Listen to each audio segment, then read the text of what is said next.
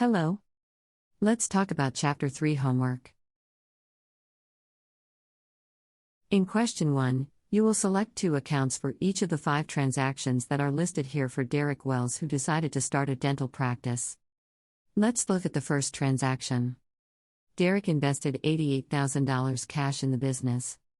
That means that the business received cash. Cash is an asset, and assets increase with debits. Now that we know the debit of the transaction, let's figure out the credit. The business now owes money to the owner, something that we can capital, which is part of owner's equity. So, there you have it. Debit to cash and credit to Derek Wells, capital. What about the next transaction? The business paid $28,000 in cash for equipment. Cash is an asset, and since the business paid cash, the cash decreased. Assets decrease with credits. Therefore, we need to credit cash when money is paid out. Now that we know the credit, can you think of what account we need to debit? What did the business buy? For the second and third part of question 1, we need to post the transactions to the general ledger. So, let's look again at the first transaction. For that first transaction, we debited cash and we credited the capital. So, let's debit the cash account by writing the transaction number 1 into the first column and then the amount in the second column.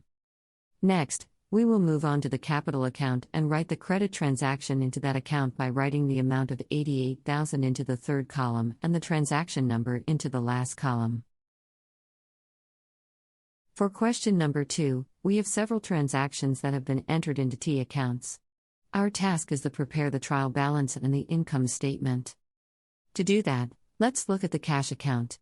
We'll add up all of the debits and we will add up all of credits and then calculate the balance. When I add up all of the debits, I come up with $189,400, and when I add up all of the credits, I come up with $43,340. That means that the balance of the cash account is $146,060, the difference between the debit activity and the credit activity. Let's add that on the next slide into our trial balance. We can now enter the account name cash and the amount of $146,060 as the first item in our trial balance. What's the next step? That's right, we need to look at the next T account and find the balance. The next account is equipment in our list of T accounts, and it has only 1 transaction. So, it's easy to find the next amount to write into our trial balance, right? Write the name equipment on the next line and the amount from the T account. Typically, each account has a number, and normally you would list the accounts in the numerical order of each account. However, we'll simply go with the order that the T accounts appear in. Be sure that you enter the balances into the correct debit or credit column. How can you be sure? The trial balance totals must balance. Once you completed the trial balance, you are ready to move on to the income statement.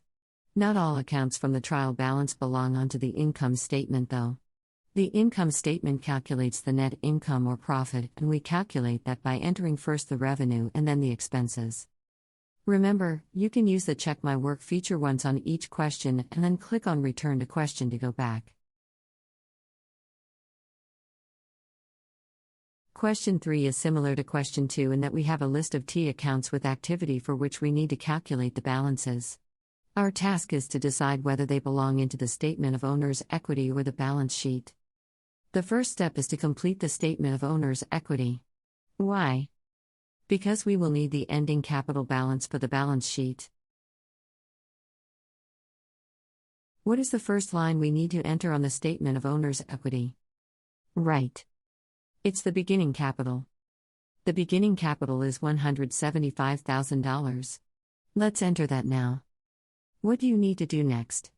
Exactly, we need to calculate the net income by subtracting the expenses from the fees income. Then, we'll enter what?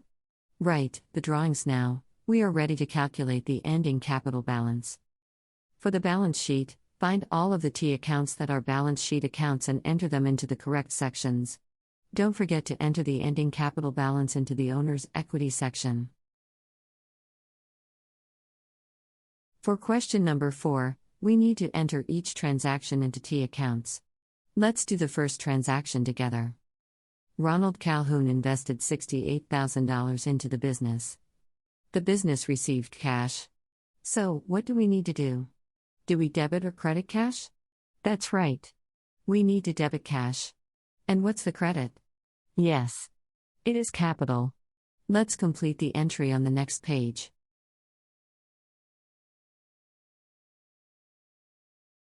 Here we go. Let's first put the account name cash on the first account. And enter the amount of $68,000.